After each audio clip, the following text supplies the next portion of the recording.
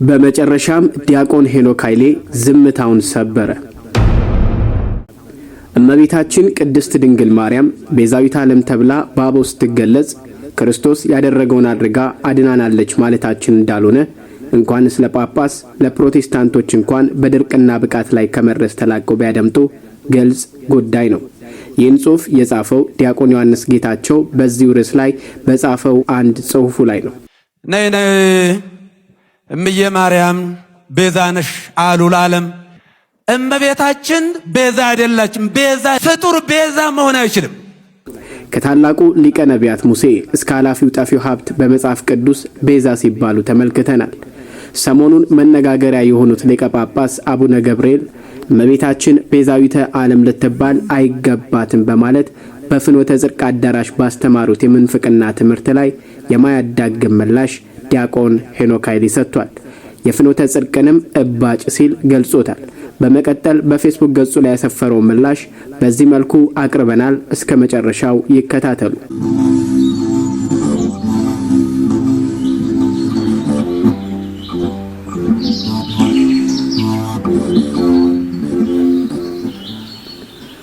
ዲያቆን ሄኖክ ኃይሌ በጽሑፉ መጀመሪያ ላይ ሰዎች ማን እንደሆኑ ሲያሳዩ በመጀመሪያው ቀን እመናቸው ትላለች ማያ አንጀሎ ሲል ጽሑፉን እንዲጀምራል።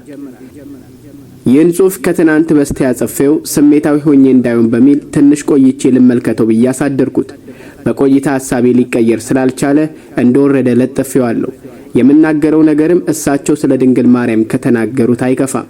ነገረ ሃይማኖታዊ መልስ ከበቂ በላይ በአደባባይ ተሰጥቶበታል። ጉዳዩ ላይ ግን የምላውን ልበል። ፍኖተ ጽድቅ የሚባል እባጭ ቤተክርስቲያን ላይ ከወጣ ጀምሮ አንዴ ዘፈን በሚመስል መዝሙሩ፣ አንዴ ምንፍቅናን በሚያገሳ ስብከቱ ምዕመናንን ሲያወዛግብ ሰንበትበት ብሎ ነበር። ጌታ በወንጌል በድን ባለበት በዚያ አሞራዎች ይሰበሰባሉ እንዳለው የፍኖተ ጽድቅ ባለቤት ሙዳ ስጋ ይጥላል ብለው ተስፋ ያደረጉ ሰዎች ዙሪያውን ስለከበቡት ላለፉት ጥቂት ዓመታት ቤተክርስቲያንን ከነንፍጡ ካልወደደችው ብለው ሲሟገቱ ከርመዋል። በመሰረቱ ሁኔታው ሰውየው ደሃ ቢሆን ኖሮ ገና ድሮ ተወግዞ ነበር እንድል ያደርገኛል። ቅዱስ ሲኖዶስ ይህንን ማህበር ለማጥራት ጊዜው አሁን ነው። ከኛ ወገን ነህ ወይንስ የሚል ኢያሱያዊ ጥያቄ ለመጠየቅ ጊዜው አሁን ነው። ሰሞኑን ደግሞ በፖለቲካ ቤዛነት የተሾሙ የሆኑ አንድ ጳጳስ ድንግል ማርያም ቤዛ አትባልም ብለው በፍኖተ ጽድቅ አዳራሽ ሲያስጨበጭቡ ሰማን። ከንዑሰ ክርስቲያን ያነሰ ዕውቀት ያላቸው እኚህ ጳጳስ ሽልማት እንደሚጠባበቅ አዝማሪ ሰውየውን ያስደስታል ብለው ያሰቡትን ሁሉ ሲዘባርቁ ነበር። ከቅርብ ዘመናት ወዲህ እንደ ፓስተር ለማውራት የሚጋጋጡ አባቶች ማየት ከጀመርን ሰነበት። አይናቸውን አስር የሚጨፍኑ በግድ እየጨመቁን ባለማውጣት የሚታገሉ ካሁናውን በልሳን ለፈለፉ ብለን በስጋት የምናያቸው ምሁር ለመባል የቤተክርስቲያንን ነባር እሴቶች የሚያጣጥሉ የቤተክርስቲያን ማዲያቶች ብቅ ብቅ ካሉ ሰነበቱ። ያውኑ ጳጳስ ትንሽ የሚለዩት ምንም ፈሊጥ የሌለው ያልተለሳለሰ ስለሚናገሩ ብቻ ነው። የሆነ ቪዲዮ ላይ ፌዝ አሎን የሚለውን የሉተር ትምህርት የኦርቶዶክስ ቆብ ደፍተው ሲሰብኩ ትንሽ እንኳን አላፈሩ።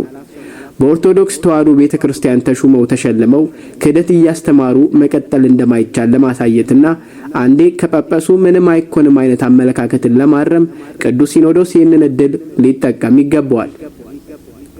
በሶስተኛው ክፍለ ዘመን ጳውሎስ ሳምሰጢ በአንጾኪያ ሲኖዶስ የተወገዘው፣ ንስጥሮስ በአራተኛው ክፍለ ዘመን የተወገዘው ጳጳስ ከሆኑ በኋላ ነው። ቤተክርስቲያን መናፍቃንን ለመለየት ጵጵስናቸውን ፈርታ አታውቅም። በወላዲተ አምላክ የነገረ ድነት ሱታፌ ላይ በጳጳስ ደረጃ ሲቀለድ አይተን ዝም ልንል አንችልም። ከቅዱስ ሲኖዶስ ጠንከር ያለ ውሳኔ እንጂ ማስተባበያ አንጠብቅም። የተነቃነቀ ጥርስ ቀን ይጠብቃል እንጂ መውለቁ አይቀርም። እንደ ተራ ስህተት ይቅርታ እንዲጠይቁም አንጠብቅም። ያስተማሩት የታሰበበት ክህደት ነውና የተብራራ መልስ ከቀኖና ጋር እንጠብቃለን።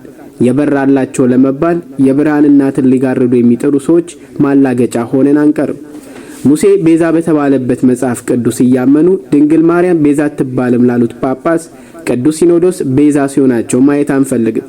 ጠንከር ያለ ቀኖናዊ እርምጃ እንጠብቃለን።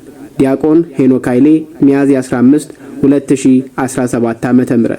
ውድ የሶሊያና ሚዲያ ቤተሰቦች ዲያቆን ሄኖክ ኃይሌ በፌስቡክ ገጹ የጻፈውን ጽሑፍ በዚህ መልኩ አቅርበንላችኋል። የእናንተን ሐሳብ አስተያየት ኮሜንት ላይ በተጽፉልን እንመለከተዋለን። በሌላ ቪዲዮ እስከምንገናኝ በእያላችሁበት ሰላም እግዚአብሔር ከሁላችሁም ጋር ይሁን። ሰላሙን ፍጡር ቤዛ መሆን አይችልም። ይግባችሁ።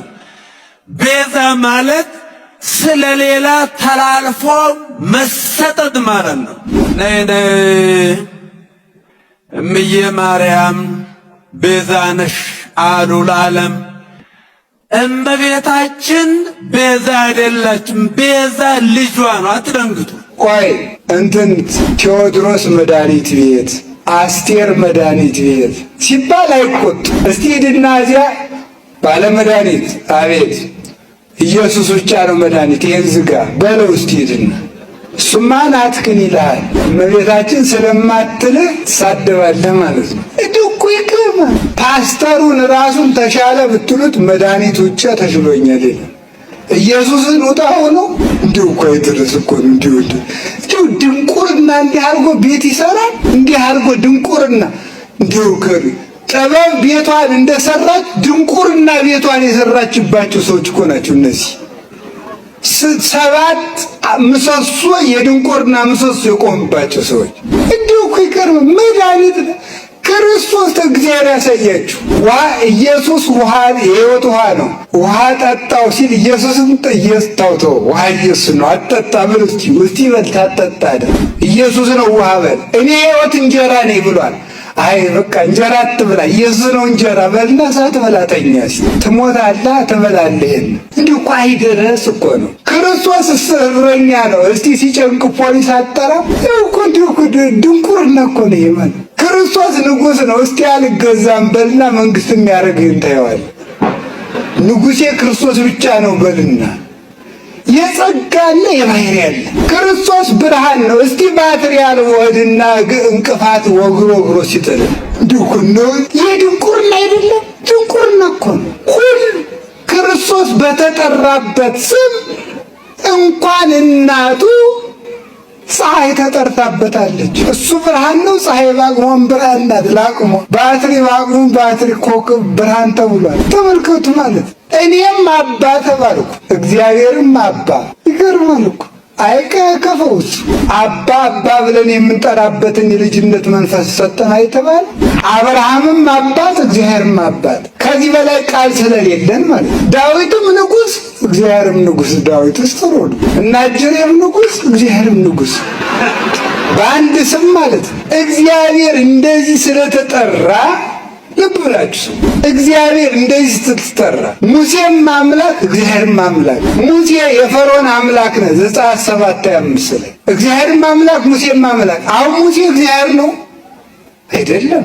እግዚአብሔርም ጌታ፣ አብርሃምም ለሚስቱ ጌታ። ቅዱስ ጴጥሮስ ሳራ ባሏን ጌታ የትለው ነበር ጌታ። አሁን አብርሃም እግዚአብሔር ነው አይደለም? ቅዱሳን እግዚአብሔር በተጠራበት ስም ስለተጠሩ እግዚአብሔር ናቸው ማለት አይደለም።